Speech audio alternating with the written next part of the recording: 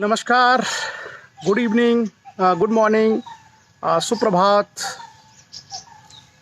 ओम श्री ब्रह्मानंदाय नमः, ओम श्री केशवानंदाय नमः।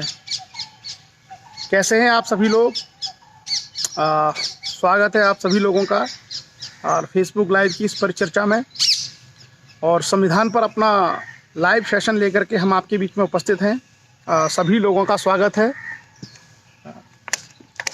जैसे ही सभी लोग जुड़ते हैं हम लोग अपनी चर्चा आरंभ करेंगे। और सुनील सिंह जी हमारे बीच बांदा से, अनूप कुमार वर्मा, शिवशंकर राजपूत, पुरुषोत्तम लोधी। चलिए, स्वागत है आप सभी लोगों का। बहुत अच्छा sunny day in Delhi. Delhi में बहुत अच्छा मौसम है, एकदम अच्छी धूप खिली हुई है। और आज मैं ओपन लॉन में बैठ करके ये सेशन ले रहा हूँ। मेरी आवाज़ अगर आप तक क्लियर आ रही हो तो आप मुझे बता दीजिए, क्योंकि मेरे पास ईयरफोन भी है। अगर आवाज़ में कहीं भी दिक्कत आए, वैसे मुझे लगता है कि क्योंकि शांति है, कहीं से भी शोर नहीं है, तो आवाज़ क्लियर आ रही होगी। तो वेलकम, स्वागत है आप सभी लोगों का। और चलिए, good work Girish Bharat, Bhagwan Singh Lodhi Thakur, Kamal Singh Lodha, Anoop Kumar Verma, Naresh Babu Lodhi, Lodhi Gurdan Singh Rajput, Rubal Mukesh Sen, Lodhi Shailendra Rajput, Jitendra Rajput, Shivshankar Rajput, engineer Bhuvanesh Lodhi, Hemlata Lodhi, doctor Narayan Patel, Pushpendra Lodhi, Surya Pratap Singh, Puran Singh Patel. Patel साहब कैसे हैं आप? अभिषेक कुमार, पुरुषोत्तम लोधी, रामकिशन राजपूत जी, सुनील सिंह जी, भुवनेश सिंह लोधी, रामचंद्र वर्मा जी। तो सभी लोग एक बार हमारे इस लाइव सेशन में जुड़ जाएं और उसके बाद हम लोग संविधान के ऊपर आज बहुत महत्वपूर्ण बातें करेंगे। कल हमने देखा था, कुछ लोगों को काम भी रहता है सुबह से। कल हम लोगों ने विधानमंडल के बारे में बेसिक चर्चाएं की थी और आज हम लोग उन चर्चाओं से आगे बढ़ेंगे और बाकी जो विधानसभाओं के लेकर के जो प्रावधान हैं संविधान में, उसकी हम लोग चर्चा करेंगे। और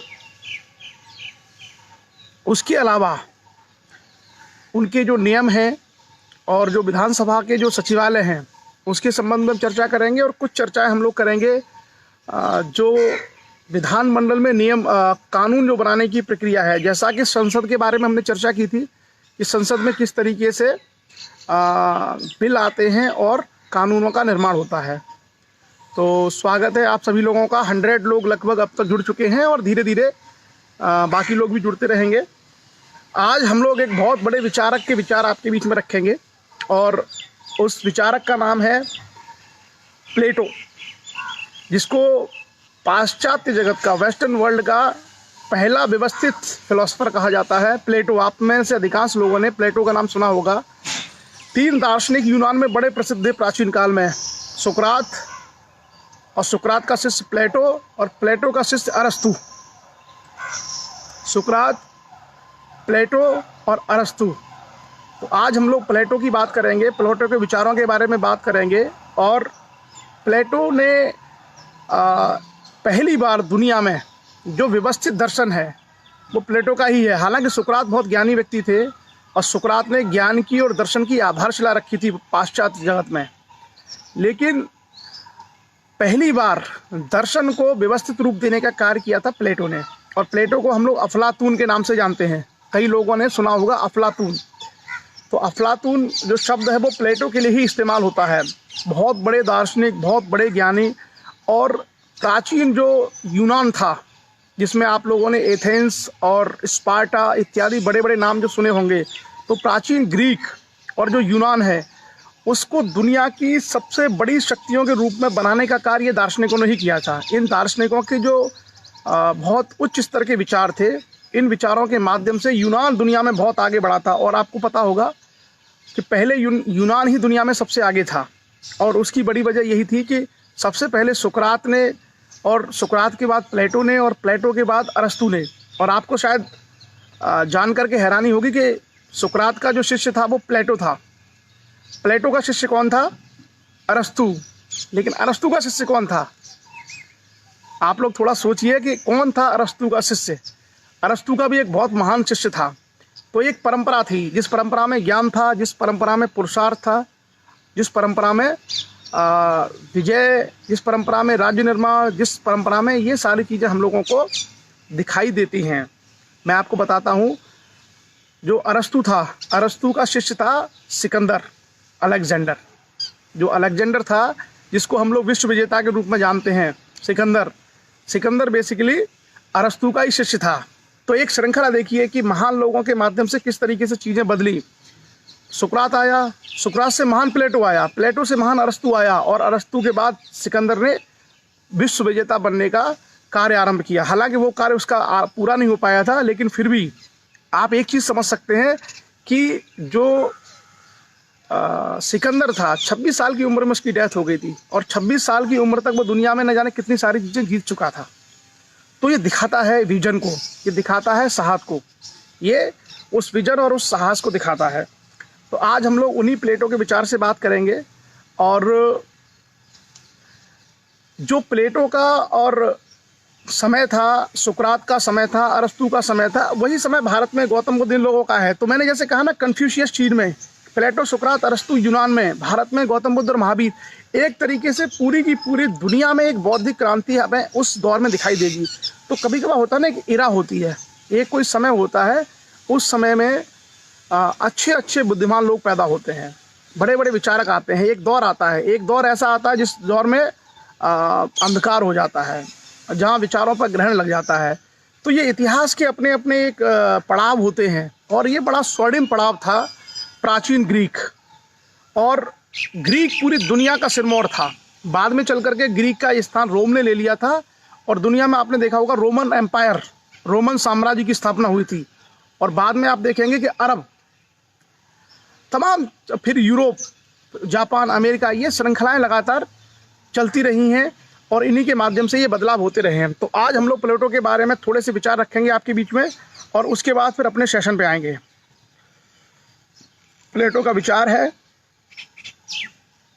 सबसे पहले हम जानें कि प्लेटो का थोड़ा सा बायोग्राफी। प्लेटो का जन्म 427 ईसा पूर्व, 427 ईसा पूर्व हुआ था। मतलब गौतम बुद्ध के करीब करीब आप कह सकते हैं 20-25 साल बाद, जो ना गौतम बुद्ध की जब को निर्माण हो गया था, गौतम बुद्ध की जब मृत्यु हो गई थी, तो उसके बाद करीब करीब 20-25 साल बाद इनका जन्म हुआ था प्लेटो का। प्लेटो को अफलातून या के नाम से भी जाना जाता है, और यूनान के ये प्रसिद्ध दार्शनिक थे, ग्रीक। और बाकी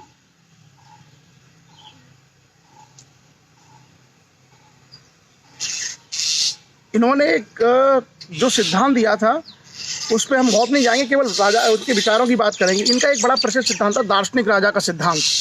दार्शनिक राजा का सिद्धांत था, जिसमें प्लेटो का ये मानना था कि राजा जो है ऐसा होना चाहिए जो दार्शनिक हो, मतलब विवेकी हो, बुद्धिमान हो, बहुत दूर तक सोचता हो। अगर किसी राज्य का राजा ऐसा होगा तो वो राज्य अधिक प्रगति करेगा, अधिक विकास करेगा। ये प्लेटो का दर्शन था, और बहुत व्यवस्थित फिलॉसफी है। आप लोग अगर कभी समय मिले तो प्लेटो, सुकरात, अरस्तु, इन 3 दार्शनिकों को आप पढ़ सकते हैं। और जो सुकरात है, प्लेटो का जो शिष्य था अरस्तु, अरस्तु तो बहुत बड़ा ज्ञानी था। देखिए, पॉलिटिकल साइंस का फादर अरस्तु, आई थिंक जूलॉजी का फादर अरस्तु, दुनिया में कई सारे विषयों का फादर कहा जाता है अरस्तु को, जो प्लेटो का शिष्य था। तो हम लोगों को ऐसे विद्वानों के बारे में पढ़ना चाहिए, उनके बारे में जानना चाहिए। तो अभी आप लोग लॉकडाउन में हैं, समय भी है कि इनके बारे में पूरा आप पुस्तकों से पढ़ें। आप यदि चाहें तो जो इंटरनेट पर जानकारी उपलब्ध है, इंटरनेट की जानकारी के माध्यम से भी आप इन लोगों के बारे में बहुत सारी चीज़ें पढ़ सकते हैं। एक के लिए क्या है कि इनके जो बेसिक जो आइडियाज़ हैं, जो इनके बेसिक जो विचार हैं, कम से कम उनको हम पढ़ करके जान सकते हैं कि ये लोग किस तरह की व्यवस्था के बारे में सोचते थे, किस तरह की चीज़ों के बारे में बात करते थे। अब हम आगे बढ़ते हैं, और इनके 2-3 विचार हम आपके बीच में रखेंगे। विचार क्या है? सबसे पहला इनका एक विचार है कि शिक्षा का सबसे ज़रूरी हिस्सा है नर्सरी में मिला प्रशिक्षण। एजुकेशन का जो बेस्ट एजुकेशन है वो आपकी नर्सरी में मिलती है। और मैं चाहूँगा कि थोड़ी देर के लिए हम थोड़ा सा छाँव में चलते हैं और फिर स्टार्ट करते हैं।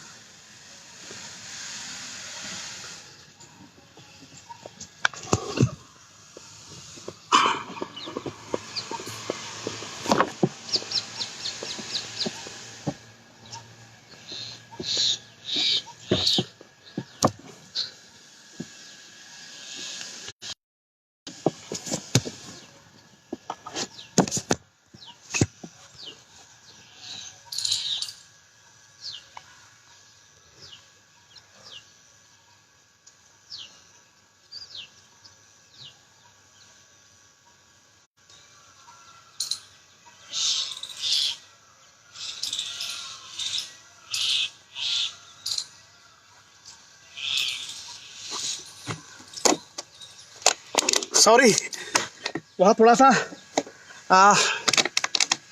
धूप थी तो हमने छाँव में थोड़ा सा सेशन कर लिया। अब यहाँ से थोड़ा सा ठीक रहेगा, जिसमें हम लोग आराम से बैठ के अब चर्चा कर सकते हैं। ठीक है, क्लियर, साफ दिख रहा सभी लोगों को?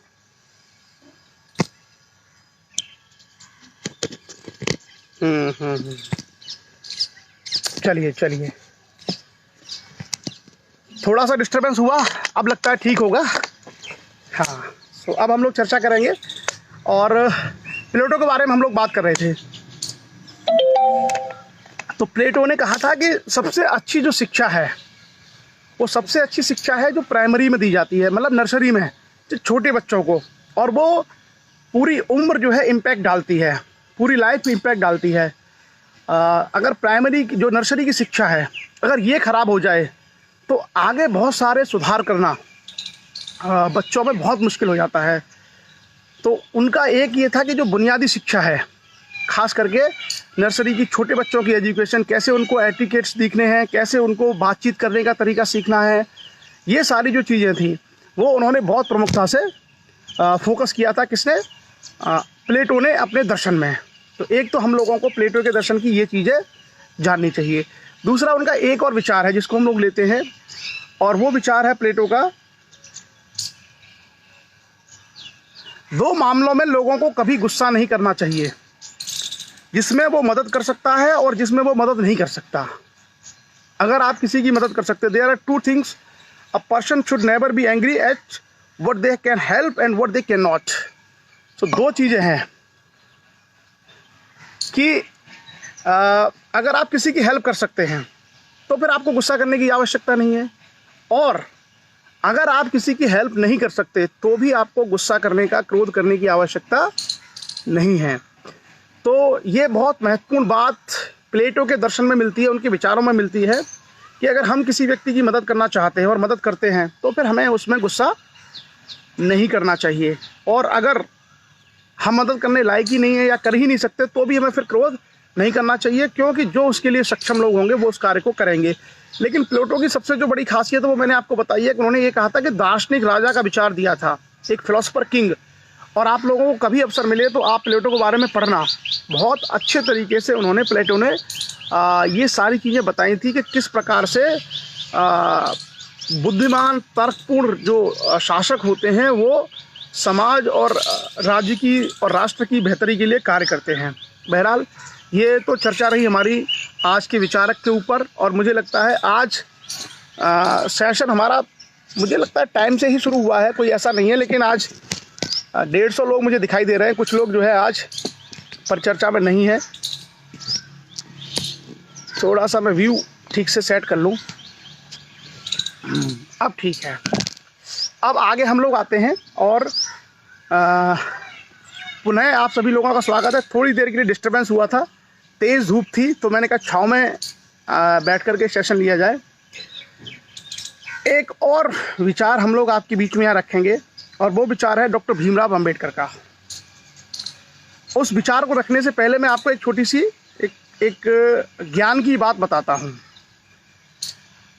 जैसे कोई एनिमल है, कोई भी जानवर है, आप गधा है या घोड़ा है, इनको ले लीजिए और उस गधे और घोड़े को आप उसके यहाँ गर्दन पे एक डंडा बांध दीजिए और एक बीच में कोई मैदान में एक डंडा बांध करके उस गधे या घोड़े के डंडे को उससे कनेक्ट कर दीजिए, जोड़ दीजिए, बांध दीजिए कील लगा करके। और फिर आप देखेंगे कि उस घोड़े को आप गोल गोल या गधे को गोल गोल चलाइए। 1 साल, 2 साल, 3 साल उसको चला, बहुत काम की बात बता रहा हूँ मैं, बहुत महत्वपूर्ण। उसको आप 2 या 3 साल चलाते रहिए। उसके बाद जो कील आपने लगाई थी, जो उसकी गर्दन के डंडे को और जो बीच में मैदान के बीच में जो स्तंभ था, खंबा था, उसको जो जोड़ती थी, आप उस कील को हटा दीजिए और केवल उसके गधे के गर्दन पर डंडा रख दीजिए। वो फिर भी चलता रहेगा क्योंकि 2-3 साल में उसको उसकी आदत पड़ चुकी है। फिर एक समय ऐसा आएगा कि आपको वो उसकी गर्दन पर जो डंडा है उसकी भी आवश्यकता नहीं है, उसकी भी आवश्यकता नहीं है। आप जो है सिर्फ उसको लाइए उस मैदान में और वो चलता रहेगा, अपने आप चलेगा। क्यों? क्योंकि अब फिजिकली वो आज़ाद है, फिजिकली भौतिक रूप से उसका शरीर आज़ाद है। वो चाहे तो सीधा भी चल सकता था, वो चाहता तो इधर उधर भी जा सकता था, लेकिन फिर भी वो उसी के चक्कर लगा रहा है। क्यों? क्योंकि वो मानसिक रूप से अभी भी दास है, क्योंकि उसने 2 साल, 3 साल, 4 साल में वो दासता स्वीकार कर ली है। तो उस दासता के कारण उसका व्यवहार ऐसा ही हो गया है और वह अपने जीवन का आनंद उस दासता में महसूस करता है। वो जो चारों तरफ घूम रहा है बिना किसी डंडे के, बिना किसी रस्सी के, क्योंकि उसने मेंटली मान लिया है कि यही मेरा जीवन है। और उसी जीवन की वजह से, उसी मान्यता की वजह से, उसी मेंटल स्टेटस की वजह से वो चारों तरफ चक्कर लगाएगा, बस उसी परिधि में घूमेगा। ये जो दासता है, जो मानसिक दासता है, ये बड़ी खतरनाक चीज़ होती है और इसका इलाज नहीं है।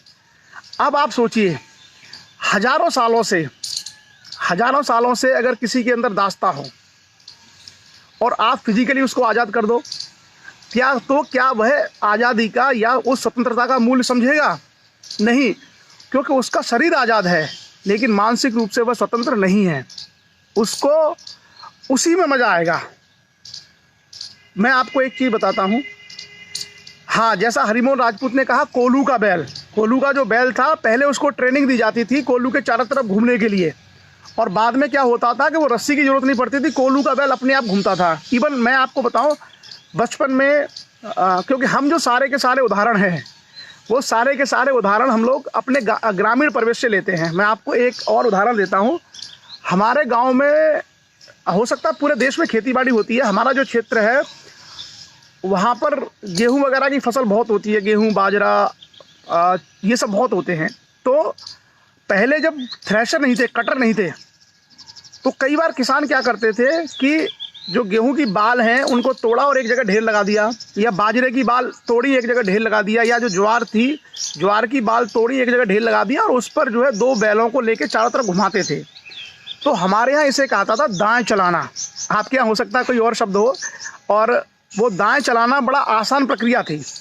उस प्रक्रिया में क्या था कि 2 बैल, और या हो सकता कुछ लोग भैंसे इत्यादि को भी उसमें लगाते थे और वो घूमते रहते थे चारों तरफ, तो उसको बोलते थे दाएं, और दाएं चलती रहती थी।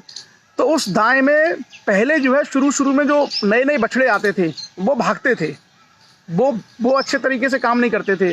तो पुराने जो लोग होते थे, दादाजी की उम्र के लोग और पिताजी की उम्र के लोग, वो उनको ट्रेनिंग देते थे, उनको चला के धीरे धीरे एक ऐसे बैल के साथ जो उसमें चलना जानता था दूसरा बांधते थे, और ऐसे करके वो सीख जाता था।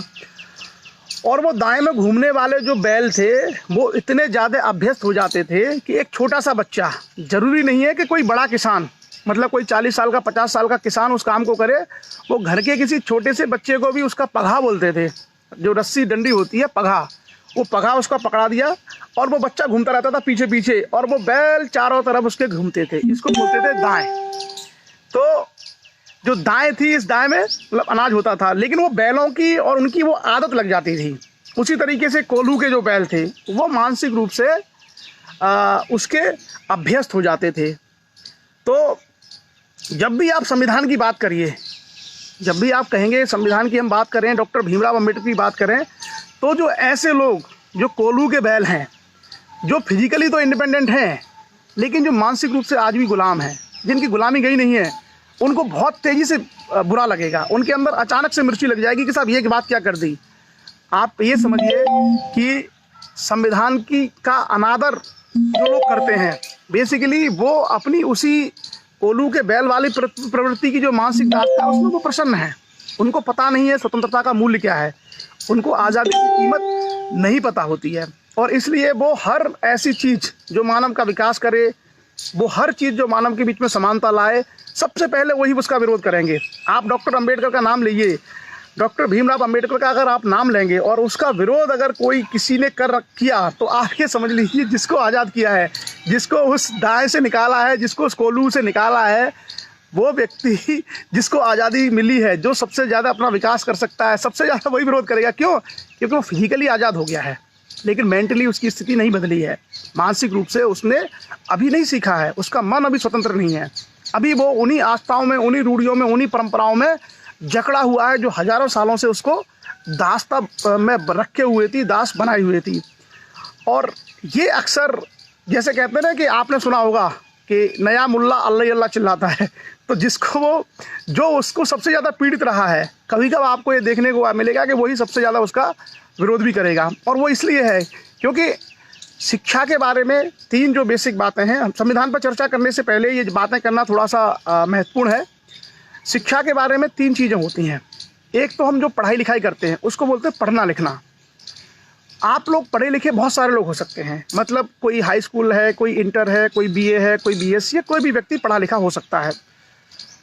पढ़ा लिखा होने का मतलब ये नहीं कि आप शिक्षित और ज्ञानी हैं।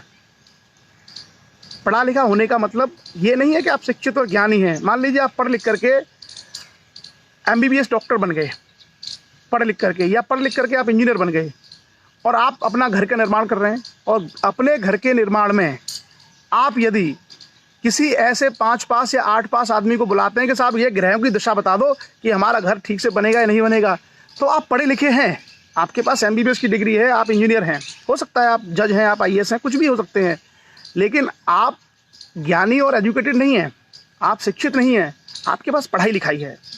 शिक्षा वो चीज़ होती है जो हमें अच्छे और बुरे का फ़र्क सिखाती है, तर्क करना सिखाती है, अपने दिमाग का, अपने मस्तिष्क का प्रयोग करना सिखाती है। शिक्षा से भी ज़्यादा एक और बड़ी चीज़ होती है जागरूकता। शिक्षा से एक और आगे की चीज़ होती है अवेयरनेस। अवेयरनेस उससे बहुत आगे की चीज़ है। एक बिना पढ़ा लिखा आदमी जिसके पास कोई डिग्री नहीं है, एक बिना पढ़ा लिखा आदमी बहुत बड़ा जागरूक हो सकता है। और जागरूकता जो आती है वो आती है व्यक्ति के अंदर जो स्वाभाविक जो प्रतिभा होती है, जो उसके अंदर नेचुरल प्रतिभा होती है, उससे आती है।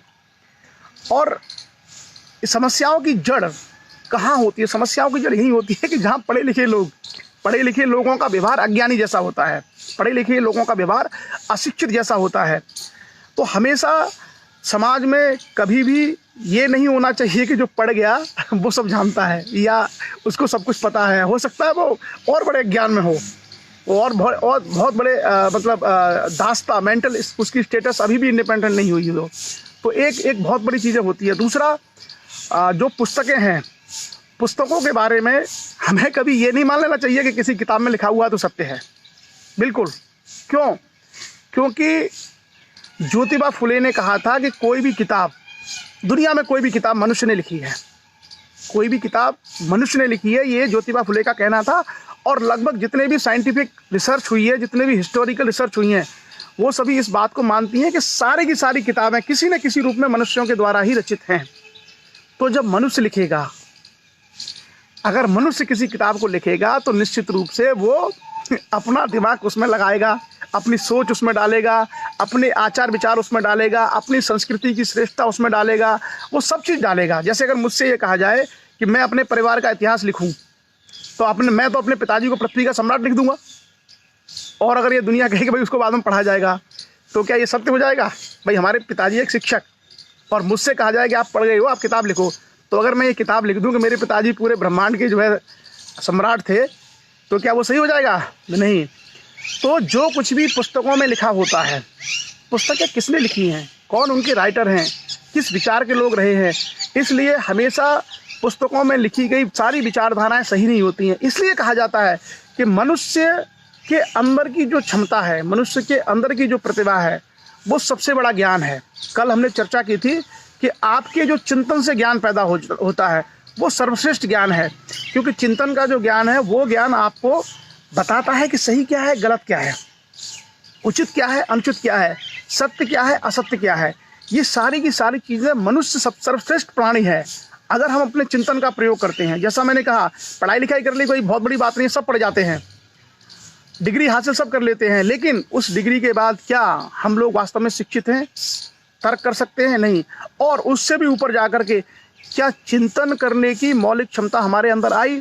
चिंतन करने की मौलिक क्षमता जिस व्यक्ति के अंदर आ जाती है, वो किसी भी चीज़ को देख करके, किसी भी व्यवस्था को देख करके, किसी भी नए परिवर्तन को देख करके बता देगा कि इसमें ये सही है, ये गलत है।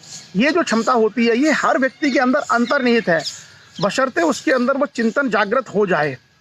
और उस चिंतन के जागृत होने के बाद ही ये सारी की सारी चीज़ें किसी भी समाज और व्यवस्था को बेहतर बनाती हैं। इसलिए कहा है कि उत्तम ज्ञान, सर्वश्रेष्ठ ज्ञान क्या है? आत्मचिंतन। दुनिया में आत्मचिंतन को सर्वश्रेष्ठ ज्ञान कहा गया है। क्यों? क्योंकि जब हम आत्मचिंतन करते हैं तो आत्मचिंतन करना हमारा अपना मौलिक है। ये मैं सोच रहा हूँ, मैं 4 घंटे बैठ करके आंख बंद करके सोच रहा हूँ कि इतिहास में ऐसा हुआ, वहाँ पर ये राजा था, अच्छा उसने ये किया, ऐसा कैसे कर सकता है, इतना लंबा आदमी कैसे हो सकता है, एक आदमी जो है इतने बड़े तो जो ये चिंतन है वो चिंतन तर्क को पैदा करता है। और जब हम विषयों को तर्क के माध्यम से जब उनको करते हैं कसौटी पर, तो फिर उसकी सत्यता की परतें आरंभ होना शुरू हो जाती हैं। और मुझे कम से कम बहुत दुख होता है कि कोई व्यक्ति डॉक्टर भीमराव अंबेडकर के बारे में कभी भी अगर कमेंट करता है। क्यों? क्योंकि हम सब लोगों को पढ़ने लिखने का, आगे बढ़ने का, ये सारे जो अधिकार हैं वो संविधान ने दिए हैं, संविधान प्रदत्त हैं। शायद कुछ लोग गलतफहमी में हैं कि संविधान से पहले भी वो उनके पास सारे अधिकार थे, उनको व्यवस्था का अभी वो ज्ञान नहीं है।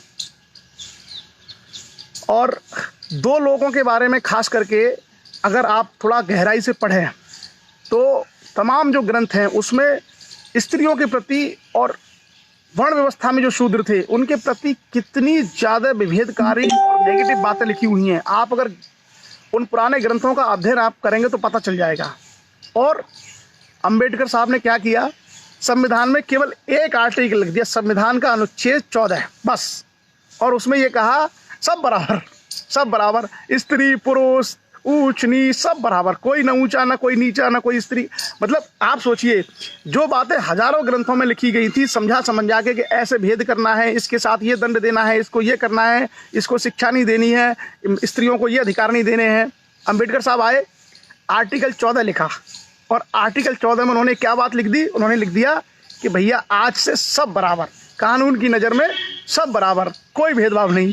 तो लोगों को ये पछता नहीं है। जो मैंने कहा ना कि जो मानसिक दास्ता जो आपके कोल्लू के चारों ओर चक्कर लगाने की है, वो लोगों को हजम नहीं होता, वो लोगों को समझ में नहीं आता कि ऐसा कैसे हो गया। हम तो हजारों सालों से गुलामी की हमको आदत है, हम तो उसी मानसिक दास्ता में जीते आ रहे हैं, हमको उसी में मजा आ रहा है, और ये जो है एक बार में ख़त्म कैसे कर दिया। तो वो लोगों को उसकी नॉलेज नहीं है, वो लोगों को उसकी गंभीरता का अंदाज़ा नहीं है। और क्यों? क्योंकि लोगों ने पढ़ा भी नहीं है और समझा भी नहीं है। और अंबेडकर साहब बहुत विद्वान व्यक्ति थे, उन्होंने खाली ऐसा नहीं किया कि संविधान के अनुच्छेद 14 में कह दिया कि सबको विधि के समान समानता है। समानता के अधिकार से पहले उन्होंने आर्टिकल 13 लिखा, और आप लोग पढ़ना आज आर्टिकल 13 में उन्होंने पहले लिख दिया कि मौलिक अधिकारों को कम करने के लिए अगर कोई कानून लाया जाता है तो वो कानून शून्य हो जाएगा। मतलब कोई भी ऐसा कानून लेके नहीं आया जा सकता जो समानता के अधिकार को, स्वतंत्रता के अधिकार को, व्यक्ति की गरिमा के अधिकार को खत्म कर दे। तो कितना अच्छा उन्होंने जो है सोच लगाई। अब लोगों को क्या है, ये सब चीज़ें पढ़ते नहीं हैं। और दूसरा एक और बात हमेशा याद रखिए कि तमाम तरह के जो मानसिक दास्ता से या मानसिक कुंठा से जो ग्रस्त लोग हैं वो तमाम तरह की अनर्गल बातें करेंगे, लेकिन एक बात हमेशा याद रखिए, इस देश में अगर आपको अपना जीवन उन्नत करना है, अगर आपको अपना और अपने समाज का या अपने परिवार का जीवन उन्नत करना है, तो उसमें स्पष्ट रूप से आपको अपने जीवन में अधिक शिक्षा ग्रहण करनी पड़ेगी, अपनी आर्थिक स्थिति अच्छी करनी पड़ेगी, अपना भोजन खान पान अच्छा करना पड़ेगा, अपने पास जो सुविधाएं हैं वो सुविधाएं आपको उन्नत करनी पड़ेंगी। यही तरीके होते हैं। और ये सब करने के लिए आपको क्या करना होगा? ये सब करने के लिए आपको मानसिक दास्ता से बाहर निकल के पढ़ना होगा। और क्या पढ़ना होगा? पढ़ना होगा संविधान। पढ़ना होगा इतिहास, पढ़ना होगा मैथमेटिक्स, पढ़ना होगा लॉ, पढ़ना होगा फिजिक्स, पढ़नी होगी केमिस्ट्री, पढ़नी होगी सिविक्स, पढ़नी होगी सोशियोलॉजी। ये जो सब्जेक्ट पढ़ेंगे, इनको पढ़ के आप साइंटिस्ट बनेंगे, इनको पढ़ के आप आईएएस बनेंगे, इनको पढ़ के आप डॉक्टर्स बनेंगे, इनको पढ़ के आप इंजीनियर बनेंगे, इनको पढ़ करके आपके बच्चे बैंक मैनेजर, एसएससी रेलवे में जाएंगे, इसको पढ़ के आप सीए बनेंगे, इसको पढ़ के आपको बिजनेस करने का आइडिया आएगा, आप एमबीए बनेंगे और एमबीए करके आप कोई बड़ी कंपनी खोल सकते हैं। तो ये जो सारी चीज़ें हैं, ये सारी की सारी चीज़ें मनुष्य के विकास को उन्नत करती हैं। और आप देखिए यही हुआ है, जिन जिन लोगों ने उन्नतियाँ की हैं, उन्होंने या तो अच्छी पढ़ाई करके बड़े बड़े पदों पर पहुँच के उन्नतियाँ की हैं, या कुछ लोगों ने राजनीति के माध्यम से उन्नतियाँ की हैं, या बहुत सारे लोगों ने उद्योग धंधे बिजनेस स्थापित करके उन्नतियाँ की हैं। और उसके पीछे क्या कारण रहा है? यही जो जिसको हम बोलते हैं कंटेम्प्रेरी टेक्निकल स्किल वाली जो एजुकेशन है वो रही है। तो बहरहाल ये हमारी चर्चा थी, और इस चर्चा के बाद हम लोग आरंभ करेंगे संविधान की अपनी अमृत कथा। संविधान का ग्रंथ आपके सामने है, और आज हम लोग विधानमंडल के बारे में आगे की चर्चा करने वाले हैं। आगे के जो उपबंध है उस पर हम लोग चर्चा करेंगे। दिल्ली में इस समय बहुत अच्छा मौसम है।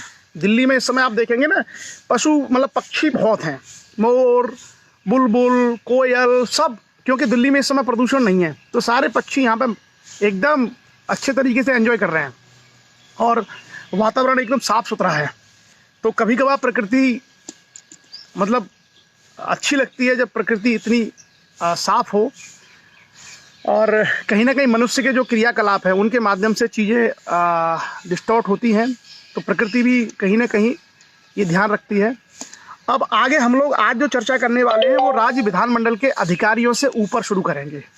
राज्य विधानमंडल के जो अधिकारी हैं, कल हमने चर्चा की थी आर्टिकल 177 तक, संविधान के अनुच्छेद 177 तक, और अंतिम जो हमने चर्चा की थी उसमें ये था कि जो मंत्री और जो महाधिवक्ता होते हैं वो दोनों सदनों में, अगर किसी राज्य में 2 सदन हैं, विधानसभा और विधान परिषद, तो दोनों सदनों की कार्रवाइयों में मंत्री और महाअधिवक्ता जो होते हैं, एडवोकेट जनरल, वो हिस्सा ले सकते हैं, बोल सकते हैं, अपनी बात रख सकते हैं, लेकिन वो वोट नहीं डाल सकते, वो मत नहीं दे सकते, वो मत नहीं दे सकते।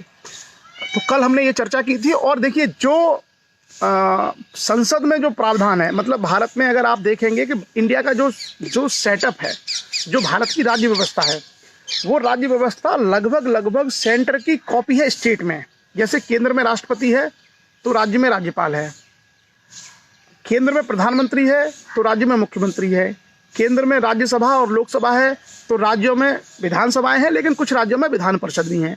लोकसभा का अध्यक्ष होता है तो विधानसभा का अध्यक्ष होता है, राज्यसभा का अध्यक्ष होता है तो विधान परिषद का अध्यक्ष होता है। तो कुल मिलाकर के अटॉर्नी जनरल है, वो वहाँ महान्यायवादी है, तो यहाँ पर महाधिवक्ता है। तो बहुत सारी जो व्यवस्थाएं हैं वो लगभग कॉमन है, बस थोड़े थोड़े से प्रावधानों का फर्क है, अधिकारों को लेकर के या कुछ विशेष प्रावधानों को लेकर के। बाकी मोटे तौर पर अगर हम देखें तो जो व्यवस्था है, राज्य व्यवस्था, वो सेंटर वाली ही स्टेट में है। अच्छा, एक और चीज़ आगे बढ़ने से पहले, भारत संसदीय लोकतंत्र है और भारत में संघात्मक व्यवस्था है। संघात्मक व्यवस्था का मतलब ये होता है कि इंडिया में जो केंद्र है उसकी एक सरकार है और प्रत्येक राज्य की अपनी अपनी सरकारें हैं। केंद्र है और प्रत्येक राज्य की अपनी अपनी सरकारें होती हैं, और केंद्र की जो सरकार है वो केंद्रीय विषयों पर अपने कार्य करती है, और प्रत्येक राज्यों की जो सरकारें हैं वो प्रत्येक राज्यों की सरकारें राज्यों के संबंध में जो विषय संविधान में कहे उन विषयों पर चर्चा करती हैं। उसके अलावा कुछ ऐसे विषय होते हैं जो दोनों के आते हैं, तो उन विषयों पर दोनों सरकारें काम करती हैं। लेकिन कभी कभी ये होता है कि जैसे मान लीजिए कोई ऐसा विषय है जिस पर दोनों को कानून बनाना है, अब मान लीजिए केंद्र सरकार ने कहा कि हम बनाएंगे, तो ऐसी परिस्थिति में जो केंद्र का कानून होता है वो हमेशा प्रभावी होगा। क्यों?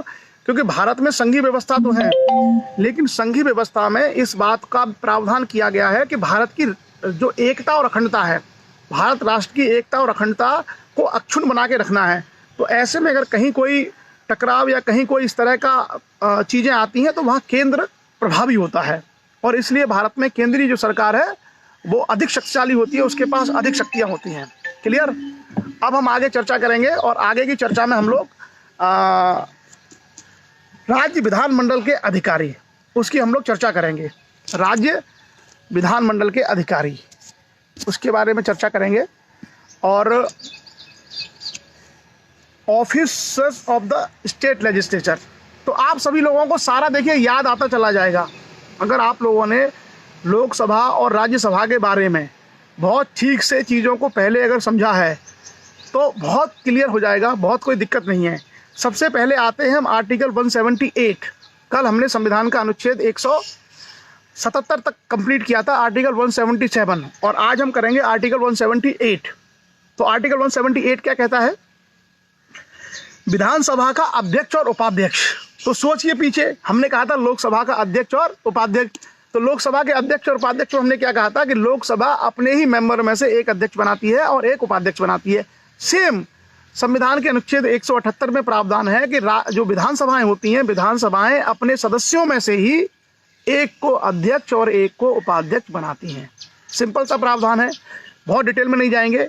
तो इसका मतलब है कि विधानसभा का अध्यक्ष कोई व्यक्ति अगर होगा या विधानसभा का उपाध्यक्ष कोई व्यक्ति होगा तो निश्चित रूप से वो विधानसभा का सदस्य भी होगा, वो एमएलए जरूर होगा कंपलसरी। यदि वो व्यक्ति एमएलए नहीं है, मेंबर ऑफ लेजिस्लेटिव असेंबली अगर नहीं है, तो वह व्यक्ति विधानसभा का अध्यक्ष या विधानसभा का उपाध्यक्ष नहीं हो सकता। सिंपल सा प्रावधान है। सेम लागू होता है केंद्र में। केंद्र में जो लोकसभा होती है, लोकसभा का अध्यक्ष जो होगा वो कंपलसरी लोकसभा का अध्यक्ष होगा। जैसे वर्तमान में लोकसभा के जो अध्यक्ष हैं वो हैं माननीय श्री ओम बिरला जी, वो कोटा राजस्थान से लोकसभा के सदस्य हैं।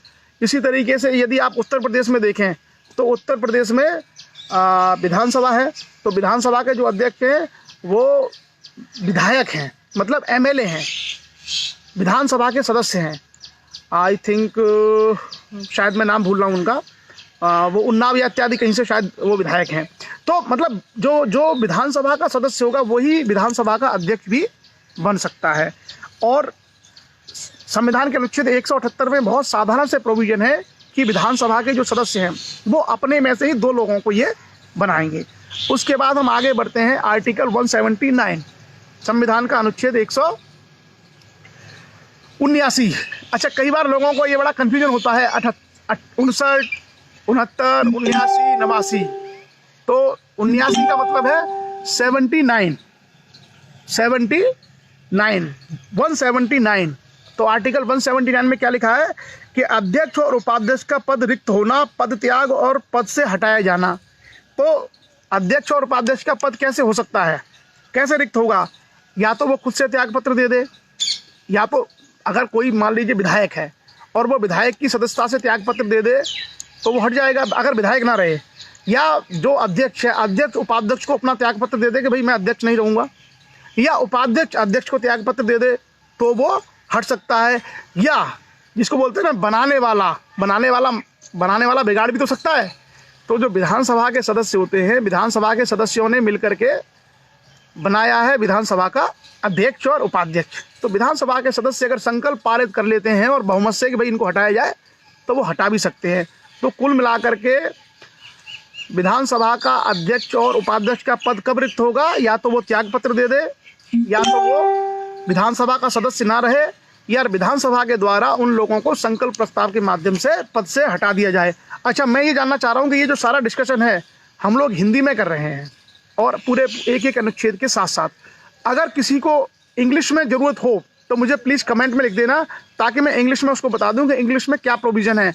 वैसे तो सबको समझ में आ रहा होगा, पर अगर किसी को थोड़ी सी भी दिक्कत है हिंदी समझने में तो आप लोग प्लीज़ बता दीजिए, ताकि मैं इंग्लिश वर्जन उसका आपको साथ साथ बताता चलूँ। अगर कोई भी व्यक्ति ऐसा है और आप जो हिंदी में जो लोग समझते हैं वो लोग थोड़ा सा इस बात के लिए धैर्य रखें कि इससे आपको भी इंग्लिश सीखने का और इंग्लिश में चीज़ों को जानने का मौका मिलेगा। क्लियर? उसके बाद आता है आर्टिकल 180, संविधान का अनुच्छेद 180। आर्टिकल 180 कहता है कि अध्यक्ष के पद के कर्तव्यों का पालन करने या अध्यक्ष के रूप में कार्य करने की उपाध्यक्ष या अन्य व्यक्तियों की शक्तियां। तो सिंपल है भाई, जब अध्यक्ष नहीं है, सारिका राजपूत ने कहा है कि प्लीज स्पीक इन इंग्लिश। तो सारिका राजपूत, चलिए मैं पहले वाला जो अभी 2 आर्टिकल हमने डिस्कस किए हैं, आर्टिकल 178 और 179, बहुत ब्रीफली मैं डिस्कस कर देता हूँ आपके बीच में बहुत ब्रीफली, ताकि सारिका जैसे जो लोग हैं उनको भी समझ में आ जाए। Sarika, we are talking about the officers of the state legislature. So we discussed first article 178 and the article 178, the speaker and the deputy speaker of the legislative assembly. We talked about the speaker and the deputy speaker of the legislative assembly. And what are the provision in the constitution? The provision is every legislative assembly of a state, every legislative assembly of a state shall, as soon as may be, choose 2 members of the assembly to be respectively speaker and deputy speaker. Therefore, and so often as the office of the speaker or deputy speaker becomes vacant, the assembly shall choose another member to be speaker or deputy speaker as the case may be. So this is the simple provision in the article 178, where the member of legislative assembly choose a speaker and a deputy speaker. Clear? Next, article 179. So article 179, the provision is vacation and resignation of removal from the office of the speaker and the deputy speaker. If a speaker or a deputy speaker, how removed from his office? So deputy speaker of an assembly shall vacate his office if he ceases to be a member of the assembly. Suppose if someone is not a member of legislative assembly, so he shall not be the speaker.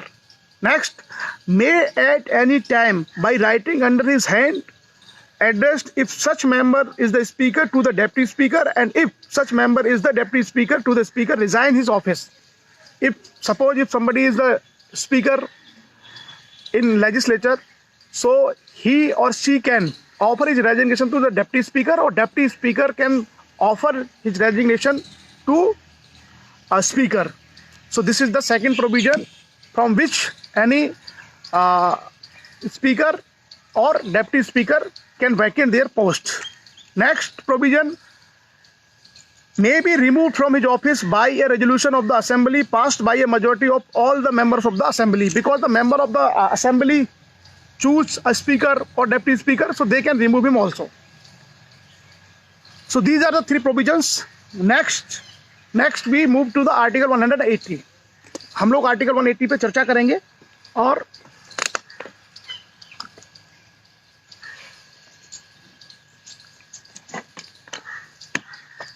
Article 180 कहता है कि अध्यक्ष के पद के कर्तव्यों का पालन करने या उपाध्यक्ष के रूप में कार्य करने के उपाध्यक्ष या अन्य व्यक्तियों की क्या शक्ति होगी। Power of the deputy speaker और other person to be perform the duties of the office और टू एक्ट एज स्पीकर। अगर मान लीजिए कोई व्यक्ति उपाध्यक्ष है और वो अध्यक्ष के पद का कार्य करता है, तो उसके संबंध में उसकी क्या क्या शक्तियां होंगी। तो बहुत सिंपल सा प्रोविजन है। जब अध्यक्ष का पद रिक्त है, मान लीजिए विधानसभा का अध्यक्ष का पद खाली चल रहा है, तो उपाध्यक्ष, और यदि उपाध्यक्ष का भी पद भी रिक्त है, मान लीजिए दोनों ही नहीं है, तो विधानसभा का कोई ऐसा सदस्य जिसको राज्यपाल इस काम के लिए नियुक्त करे, वो उसके कार्यों को करेगा और उसकी वही शक्तियां होंगी जो उपाध्यक्ष की या अध्यक्ष की होती हैं। उसके अलावा उसमें एक और प्रोविजन ये है, विधानसभा की किसी बैठक से अध्यक्ष की अनुपस्थिति में उपाध्यक्ष, मान लीजिए अगर अध्यक्ष नहीं है तो उपाध्यक्ष, और यदि वह भी अनुपस्थित है तो ऐसा व्यक्ति जो विधानसभा की प्रक्रिया के नियमों द्वारा अवधारित किया जाए, या ऐसा कोई व्यक्ति उपस्थित नहीं है तो ऐसा अन्य व्यक्ति जो विधानसभा द्वारा अवधारित किया जाए अध्यक्ष के रूप में कार्य करेगा। बहुत सिंपल सा प्रोविजन है कि अगर अध्यक्ष नहीं है तो उपाध्यक्ष उसके कार्य करेगा, और अध्यक्ष और उपाध्यक्ष दोनों नहीं है तो कोई ऐसा व्यक्ति या तो जिसको राज्यपाल ने किया है या विधानसभा अपने प्रोविजन से उसको लिस्ट में रखती है कि भाई इन दोनों की उपस्थिति में आप ये काम करोगे। क्लियर? इंग्लिश क्या है इसका? While the office of the speaker is vacant, the duties of the office shall be performed by the deputy speaker, or if the office of the deputy speaker is also vacant, by such member of the assembly as the governor may appoint for the purpose. Point 2 is that during the absence of the speaker from any sitting of the assembly, the deputy speaker, or if he is also absent, such person as may be determined by the rules of the procedure of the assembly, or if no such person is present, such other person as may be determined by the assembly shall act as speaker. तो simple है कि जब भैया अध्यक्ष नहीं है तो उपाध्यक्ष अध्यक्षता करेंगे, और उपाध्यक्ष भी नहीं है तो कोई भी ऐसा व्यक्ति अध्यक्षता करेगा जिसको इस निमित्त स्पीकर ने रखा हुआ है। क्लियर? आगे हम चर्चा करेंगे। हाँ, आ जाओ। आगे हम लोग चर्चा करेंगे आर्टिकल 181। आर्टिकल 181 कहता है कि जब उपाध्यक्ष या अध्यक्ष या उपाध्यक्ष को उसके पद से हटाने का कोई संकल्प विचाराधीन है, जब अध्यक्ष या उपाध्यक्ष को उसके पद से हटाने का कोई प्रस्ताव विचाराधीन है, तो ऐसी स्थिति में क्या होगा, ऐसी स्थिति में क्या होता है कि लोकसभा वाला आप याद करिए, लोकसभा में हमने ये कहा था कि लोकसभा के अध्यक्ष और उपाध्यक्ष को जब पद से हटाने का कोई संकल्प होता है तो वो उस समय पीठासीन नहीं हो सकता, उस समय वो चेयर पे नहीं बैठ सकता और वो उसमें भाग ले सकता है, और बराबर वोट आने पर वोट भी नहीं डाल सकता। अगर बराबर वोट है तो वोट भी नहीं डाल सकता। वही सेम प्रोविज़न लोकसभा में, विधानसभाओं में भी है कि जब विधानसभा में किसी विधानसभा अध्यक्ष को या उपाध्यक्ष को हटाने का कोई संकल्प, अगर कोई प्रस्ताव अगर विचाराधीन है, तो ऐसे में वो पीठ की अध्यक्षता नहीं करेगा। ये है हमारा संविधान का अनुच्छेद 181। मुझे लगता है हिंदी भी मैं इतने आसान तरीके से आपको बता रहा हूँ इंग्लिश के वर्ड्स को यूज करते हुए कि वो सबको स्पष्ट हो ही जाएगा। क्लियर? तो ये है आर्टिकल 181 जो ये कहता है कि अगर उनको हटाने का कोई संकल्प है तो उस समय वो उस अध्यक्षता या नहीं कर सकते, सीट पर नहीं बैठ सकते। हालांकि उस प्रक्रिया में, उस चर्चा में वो भाग ले सकते हैं और वोट डाल सकते हैं, लेकिन बराबर वोट डालने पर वो लोग वोट नहीं डाल सकते। तो क्या है इसके provision in English? At any sitting of the legislative assembly while any resolution for the removal of the speaker from his office is under consideration, the speaker, or while any resolution for the removal of the deputy speaker from his office is under consideration, the deputy speaker shall not, though he is present, preside, and provision of the clause 2 of the article 180 shall apply in the relation to every such sitting as they apply in relation to sitting from the which the speaker, or as the case may be, the deputy speaker is absent. और second है, the speaker shall have the right to speak and otherwise to take part in the proceeding of the legislative assembly while any resolution for his removal from office is under consideration in the assembly, and shall, notwithstanding anything in article 189, be entitled to vote only in the first instance on such resolution or any other matter during such proceeding, but not in the case of an equality of votes। तो ये बहुत simple है कि बराबर अगर vote होंगे तो वो वोट नहीं डाल सकता। हमारा सेशन लंबा होता है तो आप लोग कुछ कुछ खाते पीते रहा करिए, आज मैं भी चाय पी रहा हूं।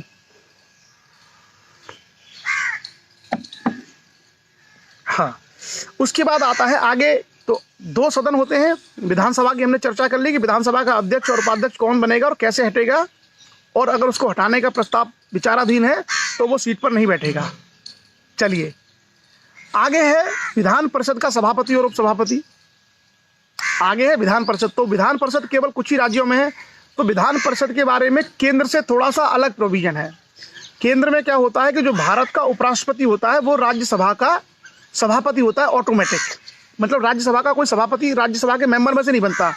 जो भारत का उपराष्ट्रपति होता है, वाइस प्रेसिडेंट, वो ही राज्यसभा का सभापति होता है। क्लियर? बिल्कुल। लेकिन विधान परिषद में ऐसा प्रावधान नहीं है, क्योंकि राज्यों में राज्यपाल तो हैं, लेकिन राज्यपाल के नीचे उपराज्यपाल का पद नहीं होता, केवल राज्यपाल होता है। तो ऐसे में विधान परिषद का अध्यक्ष कौन होगा? विधान परिषद का जो सभापति होता है वो विधान परिषद के लोग ही आपस में से अपने में से एक सभापति चुनते हैं और एक उपसभापति चुनते हैं। ये है हमारा संविधान का अनुच्छेद 182, आर्टिकल 182। बिल्कुल सिंपल सा प्रोविजन है। उसके बाद सभापति और उपसभापति का रिक्त होना, तो वही है कि भाई त्याग पत्र दे दो आप, या तो आप सदस्य न रहो तो, या फिर आपको संकल्प के द्वारा जिन्होंने बनाया हटा दिया जाए। ये आर्टिकल 183 है। तो कोई बहुत कठिन काम नहीं है। अगर कभी आपसे ये पूछा जाता है कि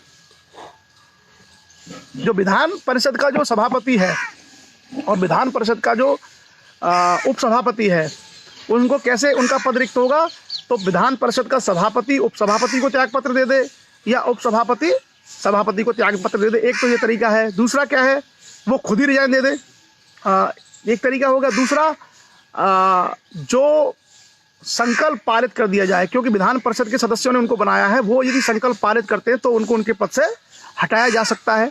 दूसरा एक और जो काम हो सकता है वो क्या है, एक काम ये हो सकता है कि वो अगर विधान परिषद का सदस्य ना रहे, मान लीजिए पद्मेश जी हमारे विधान परिषद उत्तर प्रदेश के सभापति हैं और ये विधान परिषद के सदस्य हैं, ये शिक्षक कोटे से या स्नातक कोटे से, मान लीजिए स्नातक कोटे से ये विधान परिषद के सदस्य बन के गए 6 साल के लिए, और मान लीजिए अभी 2020 है, 2015 में ये विधान परिषद के सदस्य बने, मेंबर ऑफ लेजिस्लेटिव काउंसिल। तो इनका कार्यकाल 6 साल का होगा, 6 साल का इनका कार्यकाल होगा। अब हुआ क्या कि ये 2015 में बने विधान परिषद के सदस्य और बाद में विधान परिषद के सदस्यों ने मिलकर इनको बना दिया उत्तर प्रदेश विधानसभा का अध्यक्ष सभापति। अब देखिए 2021 में क्या होगा, 2021 में क्या होगा कि इनका जो कार्यकाल है ये पूरा हो जाएगा 6 साल का। विधान परिषद का जो सदस्य होता है और जो राज्यसभा का सदस्य होता है, इनका कार्यकाल 6 साल का होता है। तो पद्मेश जी का कार्यकाल 2021 में पूरा हो जाएगा, लेकिन इनको क्या है 2020 में बना दिया है विधान परिषद का सभापति। तो अब देखिए जब 2021 में इनका कार्यकाल पूरा हो जाएगा तो आगे ये विधान परिषद के सदस्य तो रहेंगे नहीं। तो जब ये विधान परिषद के सदस्य नहीं रहेंगे तो इनका जो सभापति का पद है वो ऑटोमेटिक चला जाएगा। तो कोई भी व्यक्ति यदि विधान परिषद का सदस्य नहीं रहता है तो वो ऑटोमेटिकली विधान परिषद का सभापति और उपसभापति भी नहीं रहता। यही सिंपल सा प्रोविजन है। आगे हम लोग आते हैं आर्टिकल 184 संविधान का अनुच्छेद 184। तो जो बातें, जो प्रोविजन विधान सभा के सभापति और अध्यक्षों के बारे में लगभग similar provision constitution of India में, भारत के संविधान में जो विधान परिषद है उसके बारे में भी है। क्या है प्रोविजन, जब सभापति का पद रिक्त है तो उपसभापति कार्य करेगा, और अगर उपसभापति भी नहीं है तो क्या होगा कि जो सदस्यों में से कोई वरिष्ठ इस सूची में चुने गए हैं वो उस कार्रवाई को करेंगे। तो बहुत सिंपल सा प्रोविजन है, कोई बहुत टफ नहीं है। ये आर्टिकल 184 है। क्लियर। आगे हम लोग बढ़ते हैं आर्टिकल 185। मैं आपको 183 182 का थोड़ा इंग्लिश बता देता हूं। The chairman and the deputy chairman of the legislative council, article 182। Second is the vacation and the resignation और removal from the office of the chairman and the deputy chairman, article 184। The powers of the deputy chairman or other person to perform the duties of the office or to act as chairman.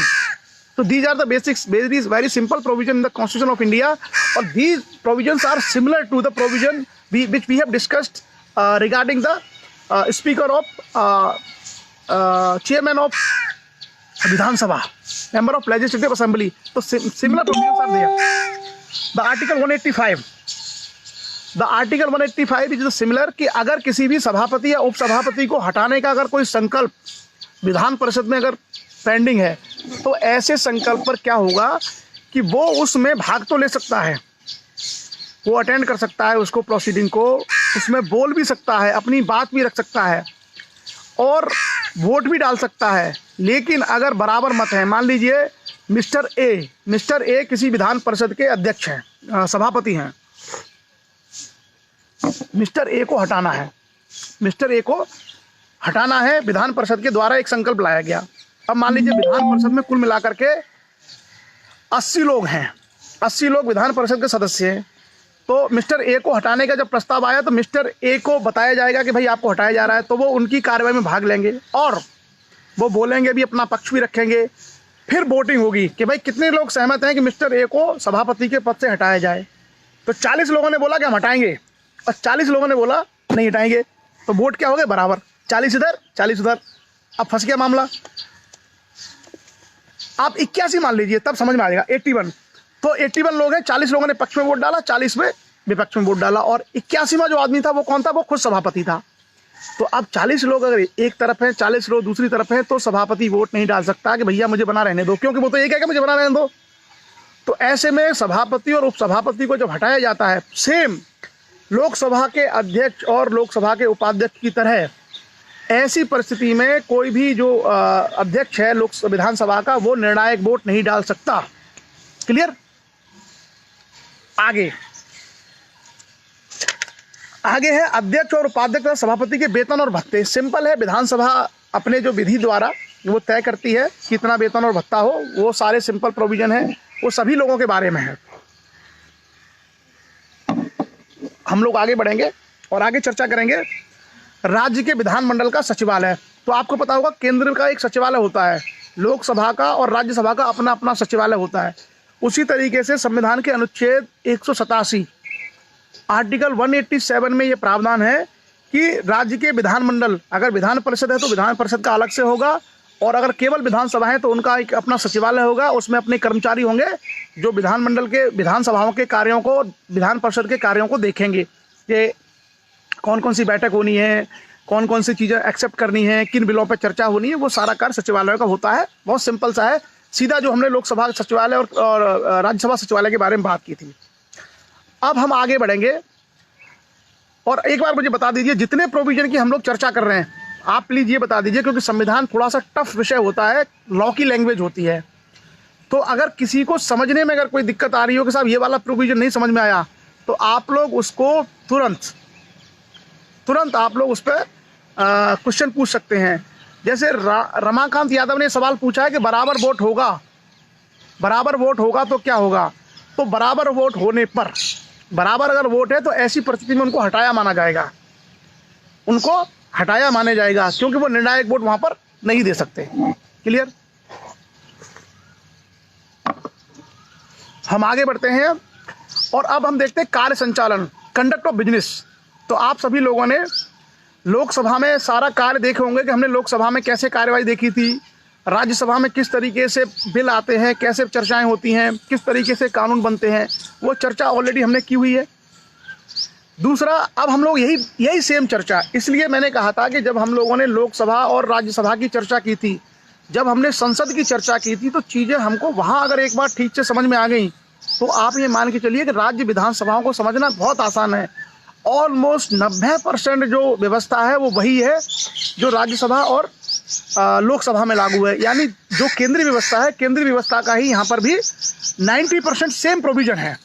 चाहे कानून निर्माण का कार्य हो, चाहे अध्यक्ष उपाध्यक्ष हो, चाहे दोनों सदनों की व्यवस्था हो, आप जितनी सारी चीज़ें आप देखेंगे, आप पाएंगे कि ऑलमोस्ट सारे प्रोविजंस ऑलमोस्ट लगभग वैसे ही हैं।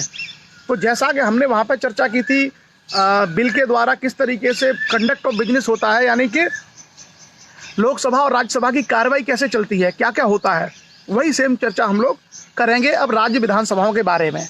और विधान परिषद के बारे में हम लोग थोड़ा सा मेंशन इसलिए भी करते हैं ठीक से, क्योंकि जो विधान परिषद हैं वो उत्तर प्रदेश जैसे राज्य में विधान परिषद है, तो यहाँ लोगों को जानना चाहिए।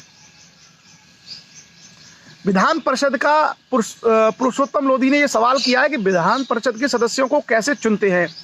तो पुरुषोत्तम जी, कल का वीडियो आप देखिए, कल का जो लाइव सेशन था उसमें हमने विधान परिषद के सदस्यों का चुनाव बताया था कि किस किस तरीके से चुने जाते हैं। ब्रीफली मैं आपको यहाँ थोड़ा सा बता दे रहा हूँ जल्दी से कि विधान परिषद में जो कुल सदस्य हैं उनकी संख्या मैक्सिमम किसी भी राज्य के विधानसभा सदस्यों की 1/3 हो सकती है मैक्सिमम, और मिनिमम 40।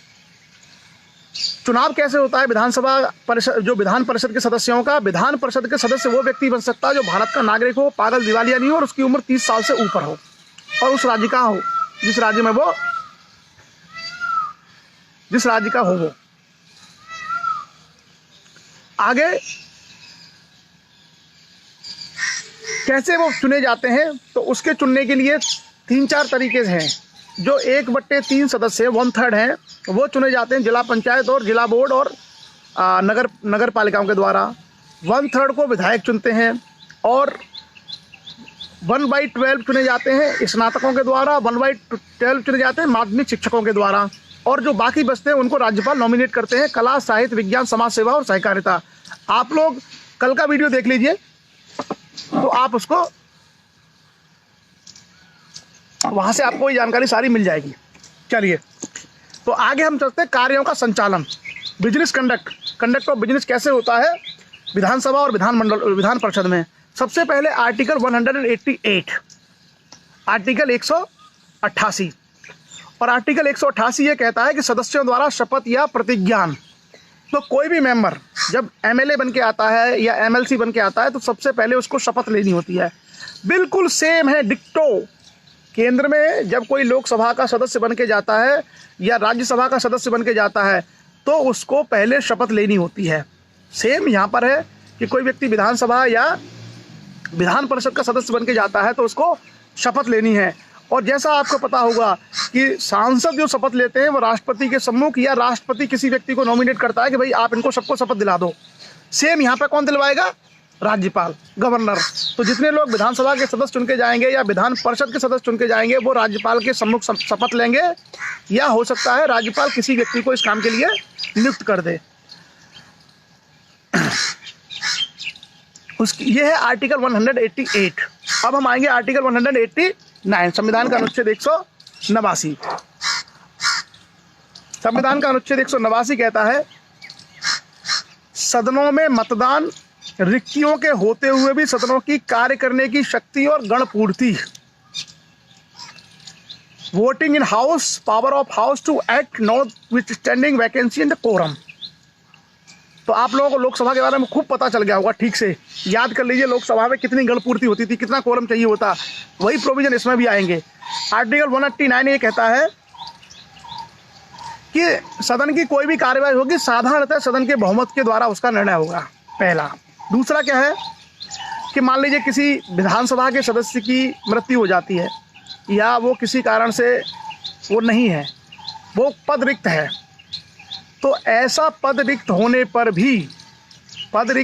भी कार्रवाई होगी, यानी सदन की कार्रवाई चलेगी। सिंपल। उसके बाद आता है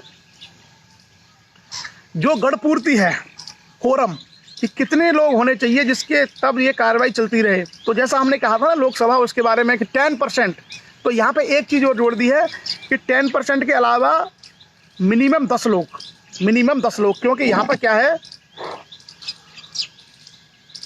जो कुछ विधानसभा हैं जैसे सिक्किम है, गोवा है, ये बहुत छोटी छोटी हैं। सिक्किम, गोवा, अरुणाचल प्रदेश, ये बहुत छोटी छोटी विधानसभाएं हैं। पांडिचेरी, यहाँ पर कम विधायक होते हैं। तो ऐसे में अगर मान लीजिए सिक्किम में, जैसे मान लीजिए सिक्किम में 32 विधायक हैं, तो 32 विधायकों में से अगर 3 विधायक आए और 3 विधायक चर्चा करने लग गए, एक मुख्यमंत्री हो गया 2 और मिनिस्टर हो गए, तो वो ठीक नहीं होगा। तो ऐसे में क्योंकि लोकसभा और राज्यसभा में तो काफ़ी मेंबर होते हैं, तो इस बात का ध्यान रखा गया है कि कम से कम 10 सदस्य सदन की कार्रवाई में उपस्थित हों, या 10%, जो भी ज़्यादा हो। तो मिनिमम 10% या 10। अगर मान लीजिए 10% लोग 4 ही बैठ रहे हैं तो कम से कम 10। तो 10% और 10 में जो भी ज़्यादा हो उतने लोग कम से कम होने चाहिए, तभी कार्रवाई सदन की होगी। क्लियर? उसके बाद अगर गणपूर्ति नहीं है तो कार्रवाई को स्थगित कर दिया जाएगा। गणपूर्ति अगर नहीं है तो कार्रवाई को स्थगित कर दिया जाएगा। ये जैसा पुरुषोत्तम ने कहा, ये सारी जानकारी आप लोग पढ़ते भी रहते होंगे और आपको समझ में भी आती होगी स्पष्ट। हम आगे बढ़ते हैं अब आर्टिकल 190, संविधान का अनुच्छेद 190।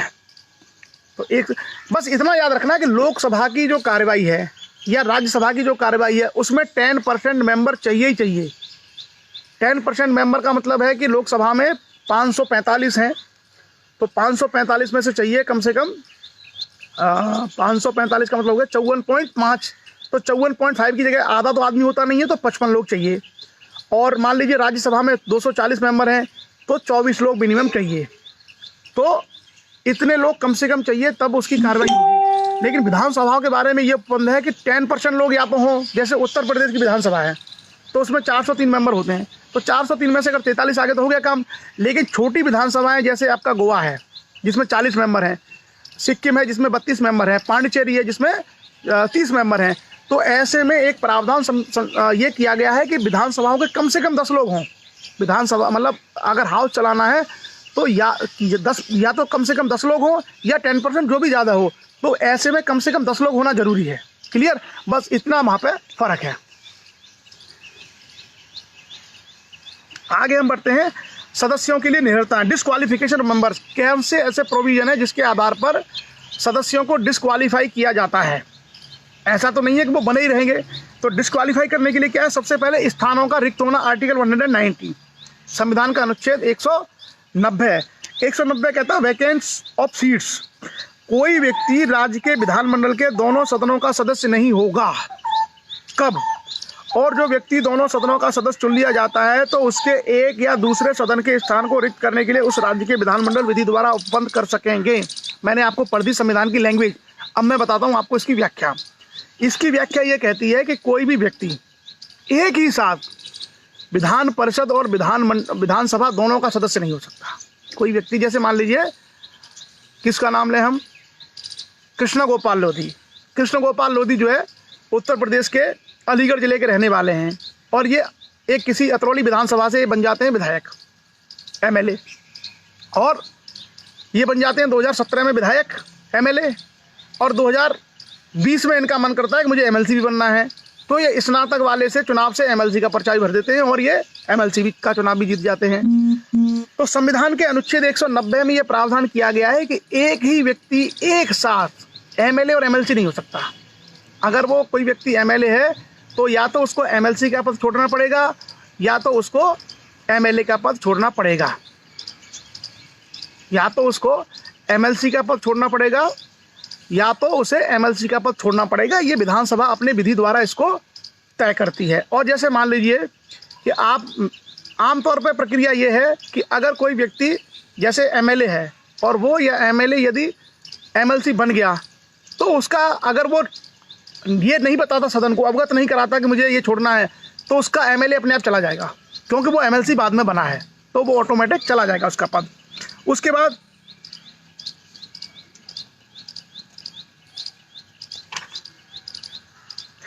बाद एक प्रोविजन ये है कि कोई व्यक्ति अध्यक्ष और उपाध्यक्ष को अगर संबोधित करते हुए कि अध्यक्ष महोदय मेरा त्यागपत्र स्वीकार किया जाए, मैं विधानसभा के सदस्य की सदस्यता से त्यागपत्र देता हूं, या सभापति महोदय मैं विधान परिषद के सदस्य की सदस्यता से त्यागपत्र देता हूं, तो उस परिस्थिति में भी वो उसका पद रिक्त हो जाएगा, डिस्क्वालीफाई हो जाएगा। उसके अलावा इसमें एक और प्रोविजन है, बिल्कुल लोकसभा की तरह। अगर कोई भी विधानसभा या विधान परिषद का सदस्य लगातार 60 दिन, 60 मतलब 60 दिन तक बिना सदन को सूचना दिए सदन की कार्रवाई से अनुपस्थित रहता है तो विधानसभा का अध्यक्ष या विधान परिषद का सभापति उसको डिस्क्वालीफाई कर सकता है। यह भी प्रावधान संविधान के अनुच्छेद 190 में दिया गया है।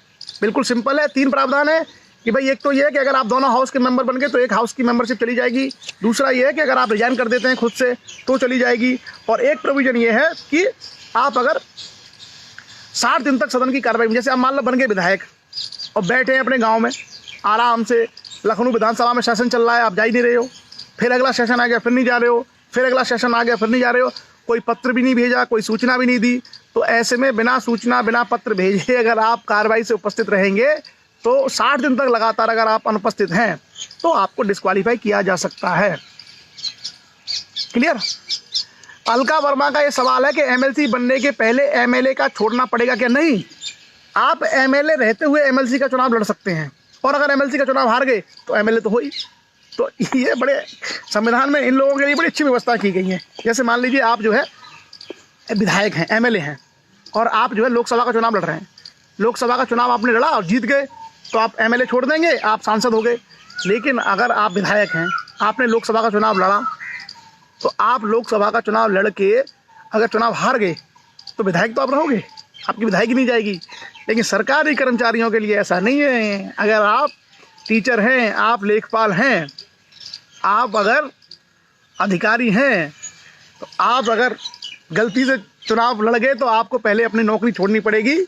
और लौट के अगर चुनाव हार गए, मान लीजिए आप जो है शिक्षक हैं और आपने अपनी नौकरी से रिजाइन किया और आप चले गए लड़ने चुनाव, तो लौट के फिर आप दोबारा टीचर नहीं बन सकते। बड़े स्पष्ट प्रोविजन है। क्लियर? आगे हम लोग बढ़ते हैं और आगे हम चर्चा करेंगे सदस्यों के लिए निरर्हताएं, डिस्क्वालिफिकेशन फॉर मेंबरशिप डिस्क्वालिफिकेशन कैसे होगी? अगर कोई व्यक्ति राज्य विधानसभा या विधान परिषद का सदस्य चुने जाने के लिए यदि वह भारत सरकार के अधीन किसी लाभ के पद पर है, जैसे लाभ का पद ये होता है कि मान लीजिए आप में से कोई सरकारी एम्प्लॉय है, तो सरकारी एम्प्लॉय अगर कोई व्यक्ति बिना नौकरी से रिजाइन करे, आप चुनाव लड़ गए, आपने सूचना नहीं दी, कोई लाभ का पद आपके पास था, और फिर आप जो है, जैसे सूर्य प्रताप ने बताया कि जो कलेक्टर थे रायपुर के ओम प्रकाश चौधरी, तो ओम प्रकाश चौधरी आईएएस थे, नौकरी छोड़ी आईएएस की, चुनाव लड़े, चुनाव हार गए, लेकिन अब वो आईएएस नहीं बन सकते थे, अब वो अपनी पोजीशन पर नहीं आ सकते। क्लियर। तो एक ये है कि अगर कोई व्यक्ति लाभ के पद पर है, मान लीजिए कोई व्यक्ति ऐसा है जो किसी गवर्नमेंट सर्विस में है लाभ के पद पर, और उसने चुनाव लड़ लिया और सूचना नहीं दी, अगर वो विधायक बन गया या विधान परिषद का सदस्य बन गया, तो जैसी जानकारी होगी कि भाई ये तो लाभ के पद पर थे, तो उनको इमीडिएटली डिस्क्वालीफाई कर दिया जाएगा। क्लियर।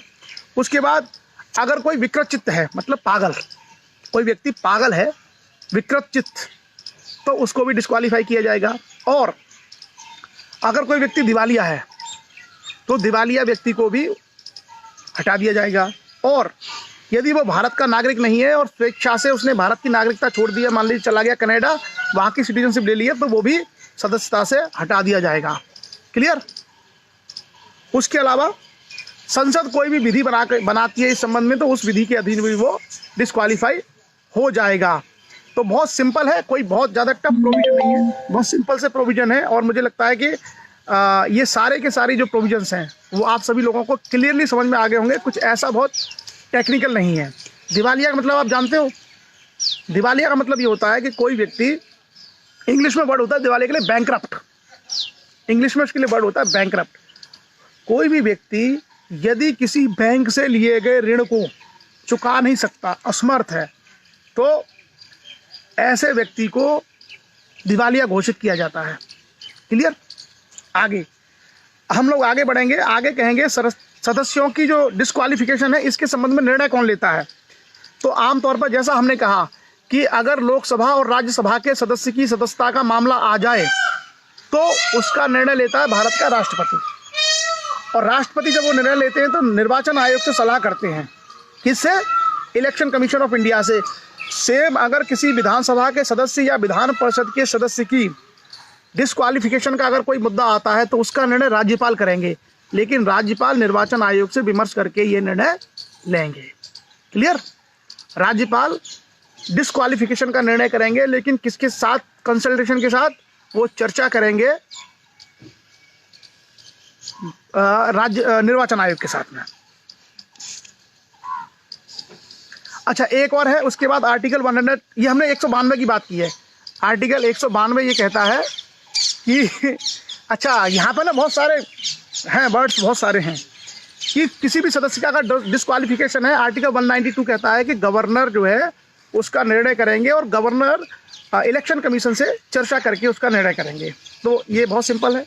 उसके बाद आगे हम आते हैं आर्टिकल 193। अब देखिए आर्टिकल 193, क्योंकि जो संविधान की भाषा है वो तो टफ है, मैं पढ़ूँ, लैंग्वेज पढ़ता हूँ क्या है, देखो मैं आपको समझा दूंगा क्या है 193।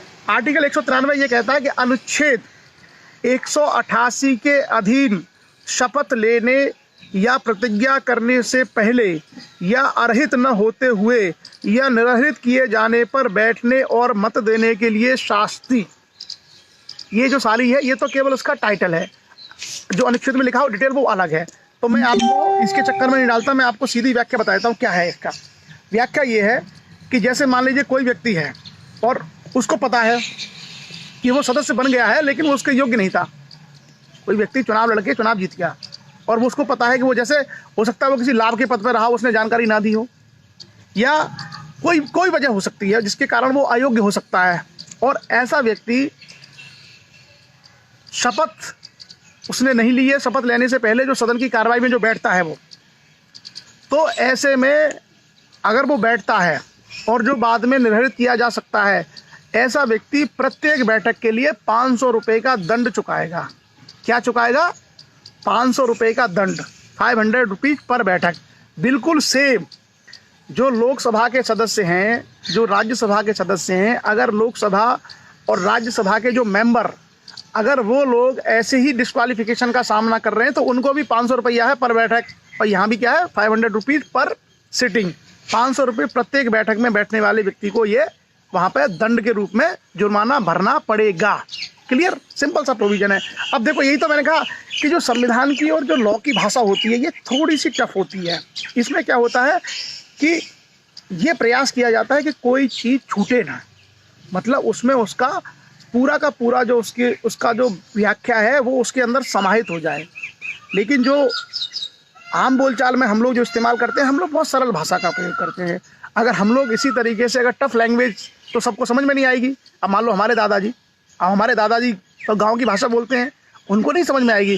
तो ऐसे में हमें हर चीज़ की व्याख्या सिंपल से सिंपल लैंग्वेज में करनी चाहिए ताकि सभी लोगों को वो समझ में आ जाए। तो मैंने कहा ना कि संविधान और ऐसे विषय ग्रामीण समाज से इसलिए भी दूर रहे हैं, ग्रामीण समाज इसलिए भी इनको नहीं समझ पाए क्योंकि इनकी भाषा थोड़ी जटिल है, भाषा में थोड़ी क्लिष्टता है, भाषा में थोड़ी सी जटिलता है। इस कारण से लोग बोर हो जाते हैं और उसको जो है नहीं समझ पाते हैं। लोधी लाला भैया ने कहा कि इतना कम दंड, सरकार में बहुत सारी चीज़ें बड़ी आसान होती हैं, सरकार में बहुत सारी चीज़ें बहुत सिंपल्स होती हैं, बहुत सिंपल प्रोविज़न होते हैं। तो ये जो सारी व्यवस्था हैं,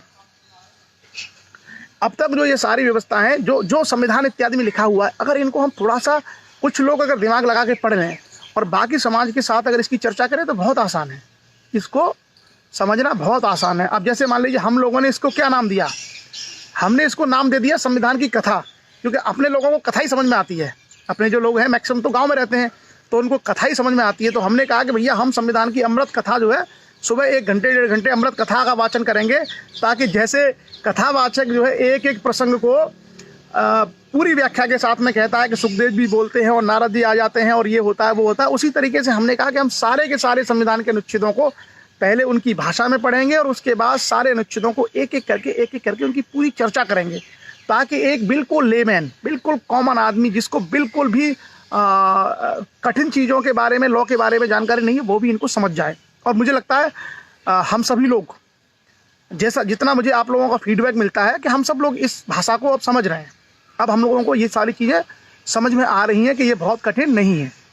चलिए आगे, तो ये हमने चर्चा कर ली। उसके बाद हम आते हैं, हाँ आज हम लोग यहीं तक रखेंगे आज हम लोग, क्योंकि अगला जो टॉपिक है फिर उसमें कई सारे प्रावधान हैं उसमें। चलिए और कर लेते हैं, 2-3 आर्टिकल और कर लेते हैं, समय हमारे पास है अभी। आर्टिकल हमारे पास अभी 8:51 हो रहे हैं और हमने चर्चा आरंभ की थी कितने बजे, 7:30। सो आप लोग बताइए और 2-3 आर्टिकल किए जाएं या आज यहीं तक रखें, क्योंकि आज हमने आर्टिकल 178 से आरंभ किया था और हम लोग आर्टिकल 194 पर आ चुके हैं। तो लगभग हम लोग कितने आर्टिकल कर चुके हैं, 3 और 14 17 आर्टिकल हम लोग कर चुके हैं, 17। तो मुझे लगता है एक दिन में इतना पर्याप्त है। 10 से 15 आर्टिकल पर डे अगर हम लोग करेंगे तो 1 से सवा महीने में हमारा पूरा का पूरा संविधान हो जाएगा। फिर भी अगर आपकी इच्छा हो तो हम लोग और भी आर्टिकल कर सकते हैं, नहीं तो मुझे लगता है आज के लिए इतना ही रहना चाहिए। साक्षर होने के लिए कितनी पढ़ाई करनी पड़ती है, रोहित जी ने ये कहा है। साक्षर होने के लिए सिर्फ आपको अपना नाम लिखना पढ़ना आना चाहिए, बस। साक्षर की परिभाषा जो है इतनी है कि अगर कोई व्यक्ति अपना नाम लिख लेता है, पढ़ लेता है, तो वो साक्षर है, उसको लिटरेट बोलते हैं। ठीक है,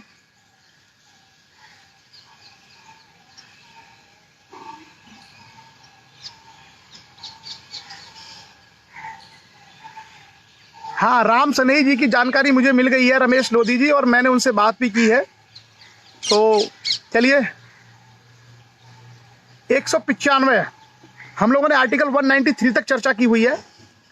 अच्छा, आप सभी लोगों के पास अभी और समय है। दिनेश जी का कहना है कि सर हो गया, ड्यूटी जाना है।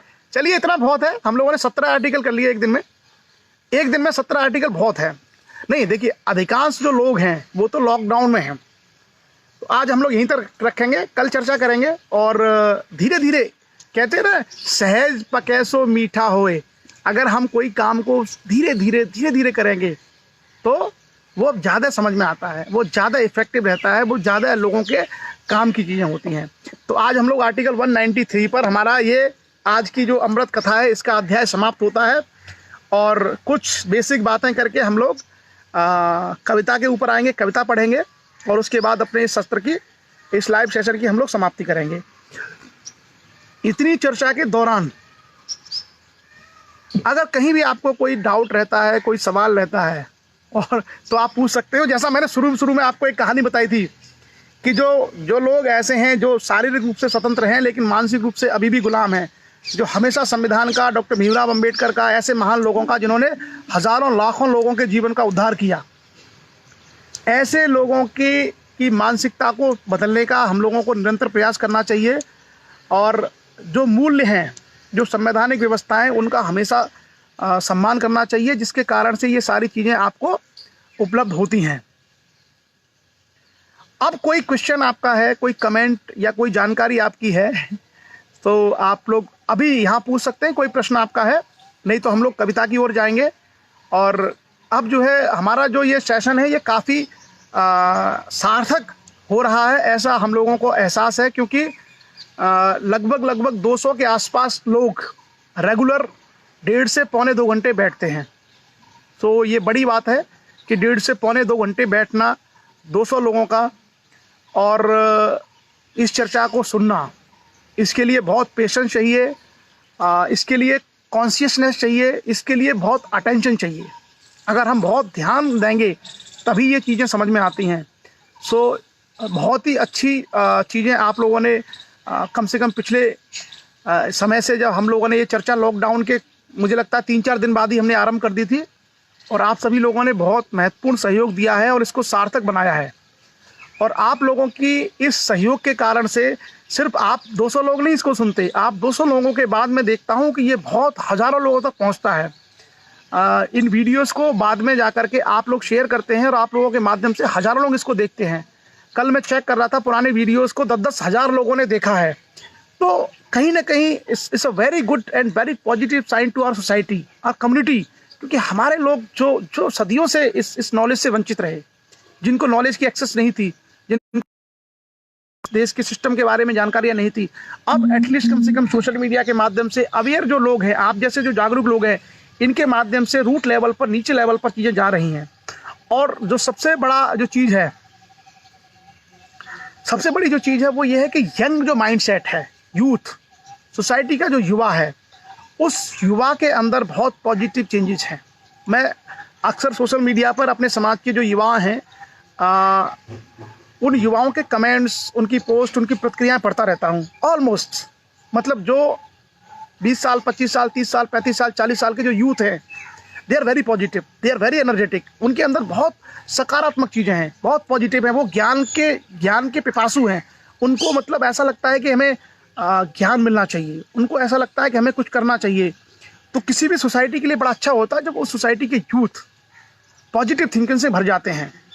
और बड़ी संख्या में अगर इस तरह के युवा होते हैं तो समाज बहुत तेज़ी से आगे बढ़ता है, बहुत अच्छे तरीके से आगे बढ़ता है।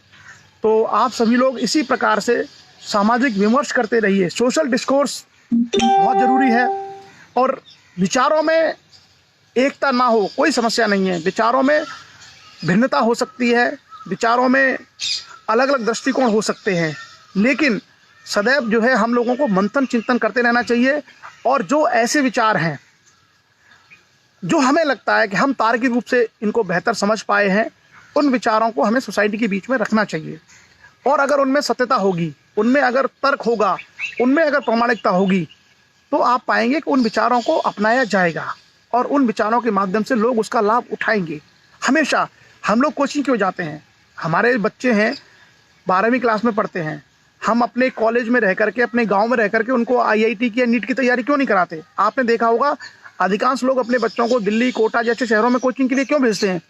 क्योंकि ज्ञान का अपना महत्व है, ज्ञान की अपनी वैल्यू है, उसका अपना सम्मान है। आपने देखा होगा कि किसी भी यूनिवर्सिटी में आप विश्वविद्यालय टॉपर हैं, तो भी जब आप IAS की तैयारी करते हैं तो दिल्ली में जाकर के आप कोचिंग क्यों लेते हैं?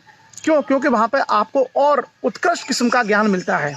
तो ये किसी भी सोसाइटी के लिए बहुत बड़ी थाती, बहुत बड़ी धरोहर होती है कि उस समाज में अगर ज्ञानी लोग पैदा हो जाएं, विद्वान लोग पैदा हो जाएं, और वो विद्वान लोग अगर समाज के साथ चर्चा आरंभ कर दें, तो वो जो ज्ञान है, वो ज्ञान फूलों की खुशबू की तरफ चारों तरफ बिखरना आरंभ हो जाता है। और फिर उसका लाभ कोई बिना पढ़ा लिखा व्यक्ति भी लेगा, पढ़ने वाला विद्यार्थी भी लेगा, कोई गरीब वंचित भी लेगा, कोई ऐसा उपेक्षित जिसको कभी उस चीज़ की जानकारी नहीं थी वो भी लेगा। तो ये एक तरीके से बारिश होती है। ज्ञान एक अमृत वर्षा के समान है। अगर आप ज्ञान का प्रचार, और देखिए यही एक चीज़ ऐसी है जो कभी घटती नहीं है। मतलब मुझे 7 साल हो गए, IAS के एग्ज़ाम को दिए हुए। 7 साल पहले मैं सेलेक्ट हुआ था, आप देखिए। और एग्ज़ाम मैंने दिया था 8 साल पहले, परीक्षा मैंने 8 साल पहले दी थी। 8 साल के बाद तो मैंने फिर ये पढ़ाई की ही नहीं। जब मेरा सिलेक्शन हो गया तो मुझे फिर पढ़ने का अवसर ही नहीं मिला। लेकिन आज भी आप सभी लोगों के साथ चर्चा करने के माध्यम से मैं अपने आप को एंगेज रखता हूँ। संविधान मैं इसलिए पढ़ता हूँ ताकि आप सब लोगों के साथ उसको बांट सकूँ, उसको शेयर कर सकूँ। तो बहुत सारे जो प्रावधान हैं, बहुत सारे जो प्रोविज़न हैं, वो सारी की सारी चीज़ें हम लोगों को, मुझे खुद याद होती चली जा रही हैं फिर से पुनः। तो ज्ञान एक ऐसी चीज़ है, जितना हम इसके पीछे भागेंगे उतना हमको मिलेगा। दूसरा, इसको आप बांटिए, इसको आप शेयर करिए।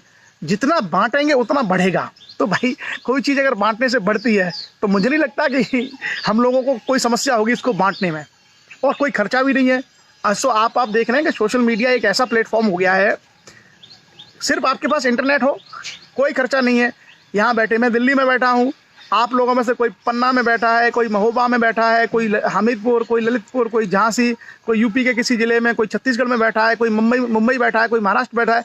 पूरे देश भर से आप लोग बैठे हुए हैं।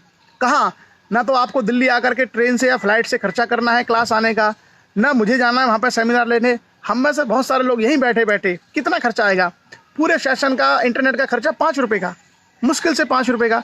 तो कितनी सारी, मतलब कम खर्चे में और तकनीक का प्रयोग करते हुए हम लोग ये सारी चीज़ें कर सकते हैं। लेकिन हमारा धर्म ये होना चाहिए कि हम ये सारी चीज़ों को ग्रामीण लेवल तक पहुँचाएँ।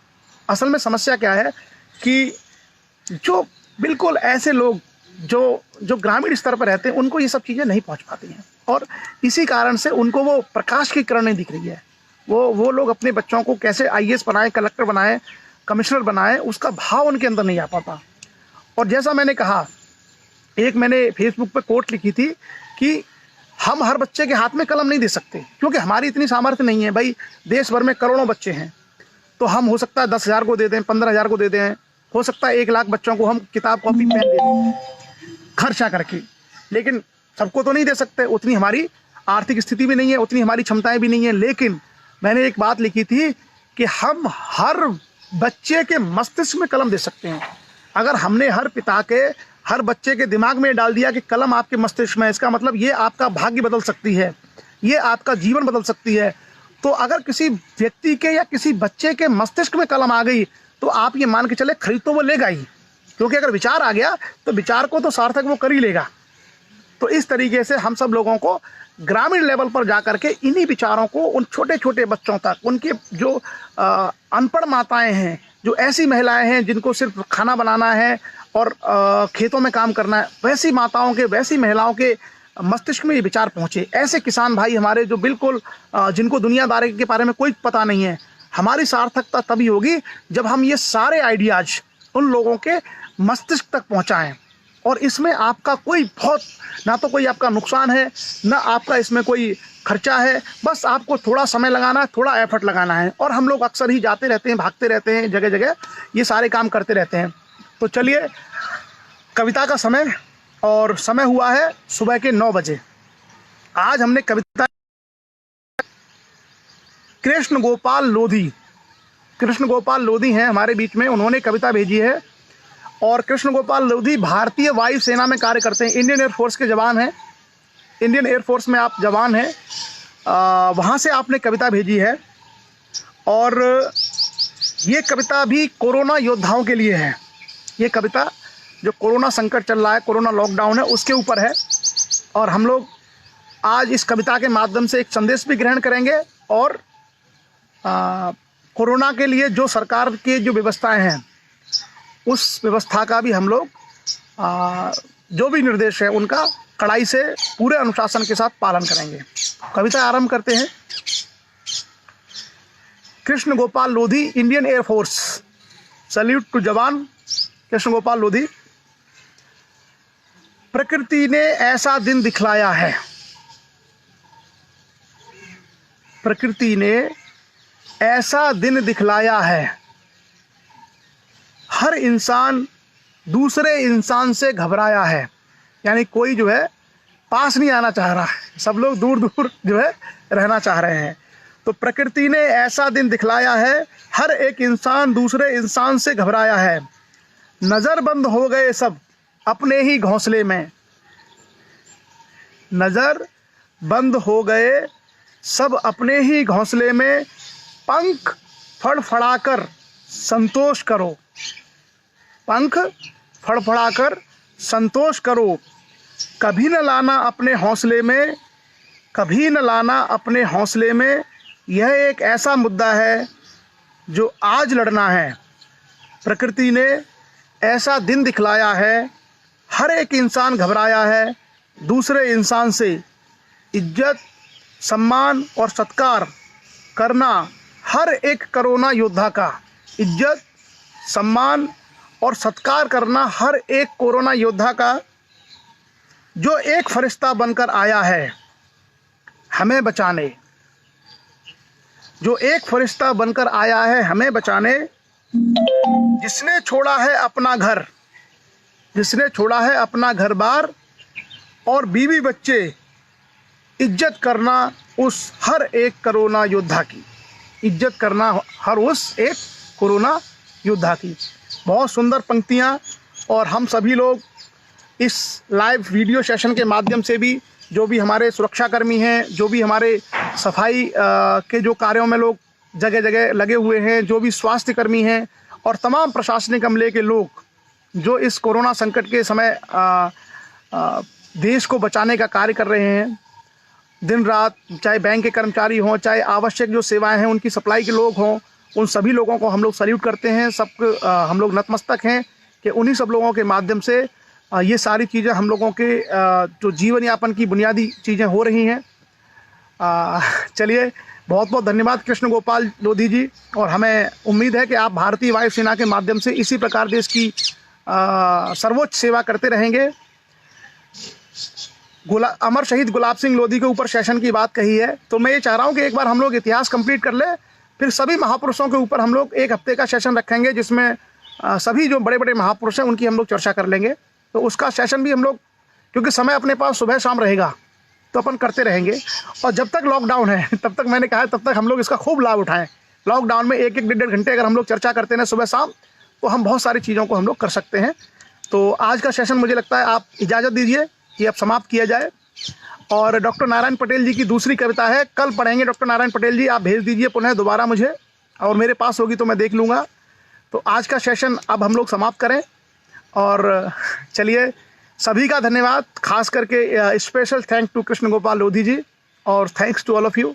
सभी लोगों का बहुत बहुत धन्यवाद। हम लोग शाम को 7:30 बजे इतिहास पर चर्चा करेंगे। आप सभी लोगों का स्वागत है, आप सब लोग शाम को सेशन में आइए। आज की चर्चा को अब हम लोग यहीं विराम देते हैं। आप सभी लोगों ने बहुत ही महत्वपूर्ण समय निकाला, उसके लिए आप सभी लोगों का बहुत बहुत आभार। आप सभी का दिन शुभ हो। जय हिंद।